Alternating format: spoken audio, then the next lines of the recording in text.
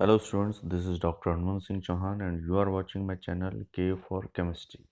Today we are going to study catalytic properties of transition series or transition metals. Here this is on the screen. Various transition elements and their compounds are used as catalyst in different chemical reactions. Transition metal जो है transition element जो है वो different chemical reaction में generally catalysis के रूप में use होता है। कैटालिसिस की जो डेफिनेशन है वो ये है कि कैटालिसिस ऐसा एलिमेंट या कंपाउंड जो रिएक्शन में पार्टिसिपेट करके जो है उसकी रेट ऑफ रिएक्शन को इंक्रीज कर देता है, लेकिन खुद रिएक्शन में पार्टिसिपेट नहीं करता। रिएक्शन कंप्लीट होने के बाद वो वापस निकल जाता है। रिएक्शन में ऐड होगा रिएक्टेंट के साथ और रिएक्शन की जो रेट ऑफ रिएक्शन है उसको इंक्रीज कर देगा, इंक्रीज करेगा, उसकी जो एनर्जी है वो कम हो जाएगी और जब रिएक्शन कंप्लीट हो जाएगी तो वो रिएक्शन में से अलग हो जाएगा। इसे अपन कहते हैं कैटालिसिस और ये उसकी जो प्रॉपर्टी है कैटालिटिक प्रॉपर्टी है। तो इसमें जनरली ट्रांजिशन एलिमेंट यूज होता है। अब हम इस टॉपिक में स्टडी करेंगे कि ट्रांजिशन एलिमेंट ही कैटालिटिक प्रॉपर्टीज में क्यों यूज होता है, why transition elements are use as catalysis. तो उसके पीछे एक रीज़न यह है जो मैं आपको बताना चाह रहा हूँ कि जो ट्रांजिशन एलिमेंट है उनमें वेरिएबल ऑक्सीडेशन स्टेट होती है। ये ट्रांजिशन एलिमेंट्स में वेरिएबल ऑक्सीडेशन स्टेट होती है। तो हम ट्रांजिशन एलिमेंट के अलॉयज जो हैं उसको भी हम कैटालिसिस के रूप में यूज़ कर सकते हैं। ये जो वेरिएबल ऑक्सीडेशन स्टेट होती है इसकी वजह से ये जो है रिएक्टेंट के साथ कंपाउंड आसानी से बना लेता है। Due to these variable oxidation state, these transition element react chemically with reactant and form intermediate compound with less threshold energy. ये जो कैटालिसिस है इनका वेरिएबल ऑक्सीडेशन स्टेट होने के कारण ये रिएक्टेंट के साथ आसानी से कॉम्प्लेक्स बना लेगा और कॉम्प्लेक्स बनाकर पहले इंटरमीडिएट कंपाउंड बनाएगा। उस इंटरमीडिएट कंपाउंड की जो एनर्जी है, एक्टिवेशन एनर्जी, वो बहुत कम होती है। तो बहुत कम होने के कारण वो तुरंत प्रोडक्ट में कन्वर्ट हो जाता है और जब प्रोडक्ट बनता है तो प्रोडक्ट बनने के बाद ये जो कैटालिसिस है वो तुरंत वहाँ से सेपरेट हो जाता है। ये इसकी विशेषता है, इसीलिए हम ट्रांजिशन एलिमेंट को कैटालिसिस के रूप में यूज़ करते हैं। इसके अलावा जो ट्रांजिशन एलिमेंट है उसमें इंटरस्टिशियल कंपाउंड बनाने की भी प्रॉपर्टी होती है। ये यहाँ लिखा हुआ, ये इंटरस्टिशियल कंपाउंड्स बनाने की भी प्रॉपर्टी होती है क्योंकि इसमें एड्जॉर्प्शन पावर भी होती है, एब्जॉर्प्शन पावर भी होती है और ये रिएक्टेंट को एक्टिवेट भी कर देते हैं। इसलिए इसको हम कैटालिसिस के रूप में भी यूज़ करते हैं।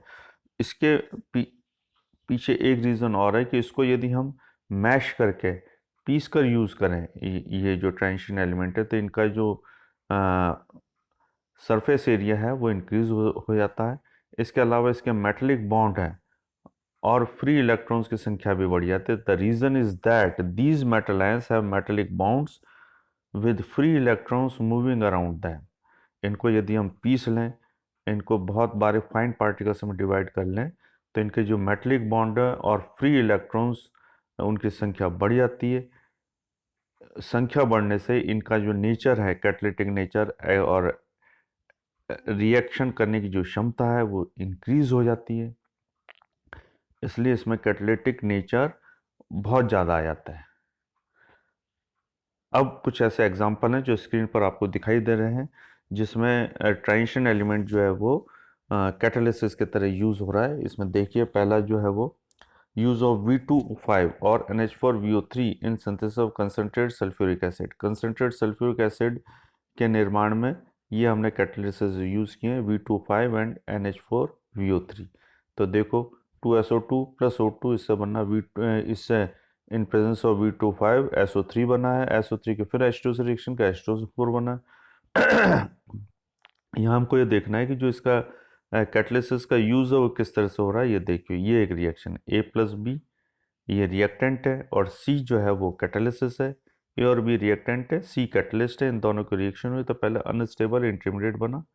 अनस्टेबल जिसकी एनर्जी कम है, सॉरी जिसकी एनर्जी ज़्यादा है, तो ये अनस्टेबल होने के कारण ये वापस टूटेगा और प्रोडक्ट में कन्वर्ट हो जाएगा, ए प्लस बी प्रोडक्ट बन गया, और सी जो है वो वापस कैटालिसिस के रूप में सेपरेट हो जाएगा।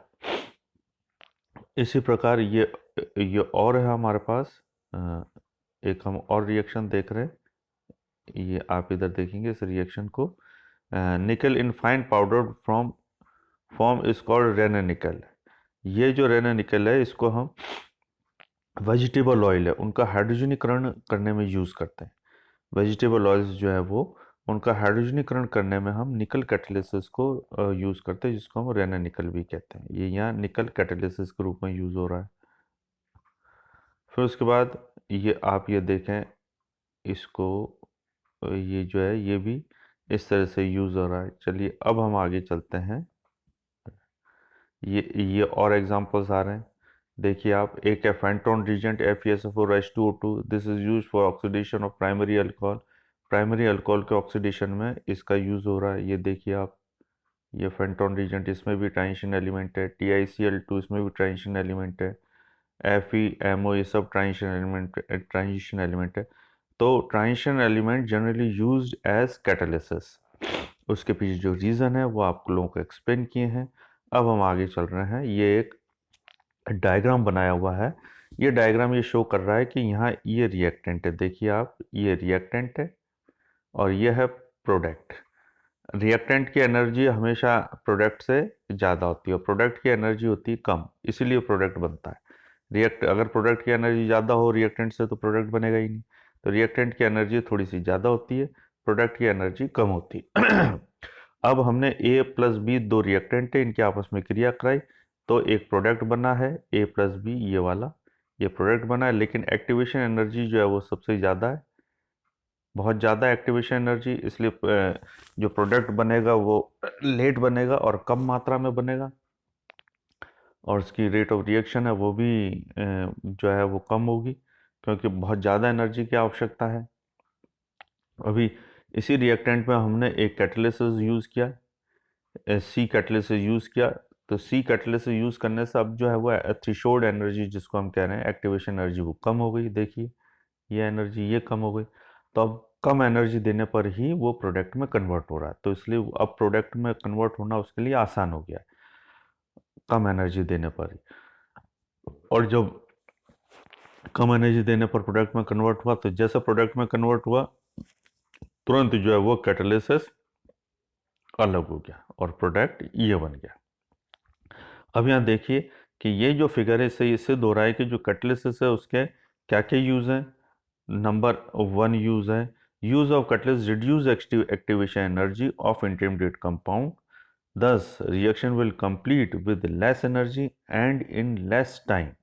कैटालिसिस का यूज़ करने से एक्टिवेशन एनर्जी की मात्रा कम हो जाती है, हमको कम एक्टिवेशन एनर्जी खर्च करनी पड़ती है। तो लेस एनर्जी देने से कम समय में ही हमको प्रोडक्ट मिल जाता है। After reaction catalyst is obtained back without change. Reaction के बाद कैटलिसिस हमको वापस मिल गया, क्योंकि कैटलिसिस कभी रिएक्शन में पार्टिसिपेट करता नहीं है, उसके रेट ऑफ रिएक्शन को वो कम ज़्यादा कर देता है। Obtained product always have lower energy than reactant. जैसे पहले बताया था कि जो प्रोडक्ट बनता है उसकी एनर्जी हमेशा रिएक्टेंट से कम होती है और होनी भी चाहिए, क्योंकि अगर कम नहीं होगी तो फिर वो प्रोडक्ट बनेगा ही नहीं। कैटलिसिस दो प्रकार के हैं। अब यहाँ ये देखिए कैटलिसिस जो है वो दो प्रकार के हैं। पहला कैटलिस्ट होमोजीनियस कैटलिस्ट है। होमोजीनियस कैटलिस्ट हम उसको कहेंगे जिसका फेज या जिसकी स्टेट जो है वो रिएक्टेंट के समान हो। रिएक्टेंट सॉलिड तो वो भी सॉलिड, रिएक्टेंट गैस तो वो भी गैस, इसको तो हम कहते हैं होमोजीनियस कैटलिस्ट। एक होता है हेट्रोजीनियस कैटलिस्ट, उसमें रिएक्टेंट के फेज अलग होगी, कैटलिसिस के फेज अलग होगी। इसमें जनरली जो है हेट्रोजीनियस कैटलिस्ट में जनरली हम सॉलिड कैटलिस्ट ही यूज़ करते हैं। Homogeneous catalyst must have a tendency to form intermediate compound. जो होमोजीनियस कैटलिस्ट हैं उनकी ये टेंडेंसी होती है कि वो इंटरमीडिएट कंपाउंड बनाए, और इंटरमीडिएट कंपाउंड के अंदर फिर वो कैटलिस्ट इलेक्ट्रॉन का लेन देन करेंगे, इलेक्ट्रॉन या तो देंगे या इलेक्ट्रॉन लेंगे, जिससे इंटरमीडिएट कंपाउंड बनेगा। उसके बाद फिर जब वो प्रोडक्ट में कन्वर्ट होंगे तो कैटलिसिस जो है वो अलग हो जाएगा। हेट्रोजीनियस कैटलिस्ट के अंदर क्या होता है कि हेट्रोजीनियस कैटलिस्ट में जनरली सॉलिड ही हम यूज़ करते हैं, और ये जो सॉलिड काम क्या आता है कि अगर रिएक्टेंट गैस है तो गैस को एड्जॉर्ब करने के काम आता है। गैस के लिए एक सरफेस अवेलेबल करता है, ये एड्जॉर्बेंट सरफेस के रूप में ये अवेलेबल हो जाता है, जिससे रिएक्शंस जो हैं वो फास्ट हो जाती हैं। देखो लिखा भी है, heterogeneous catalyst if it is solid then reactant is generally gas, then catalyst provide surface to the reactant gases for adsorption. These reactants are absorbed or surface on surface of heterogeneous catalyst and reaction is easily completed. अगर जो catalyst है अगर solid state में और reactant gas है तो उसके लिए एक सरफेस प्रदान करता है, जिससे जो है वो सारी रिएक्टेंट गैसेस जो हैं वो एड्जॉर्ब हो जाती हैं और रिएक्शन फास्ट हो जाती है। तो स्टूडेंट्स आज के अपने टॉपिक में बस इतना ही, मुझे इजाज़त दीजिए। कल एक नए टॉपिक को लेकर हम आपसे मिलेंगे। आप हमारा चैनल सब्सक्राइब करना ना भूलें, ज़्यादा से ज़्यादा चैनल सब्सक्राइब करें, ज़्यादा से ज़्यादा देखें। कोई प्रॉब्लम होगा तो कमेंट बॉक्स में जाके आप कमेंट्स भी कर सकते हैं। Thank you very much.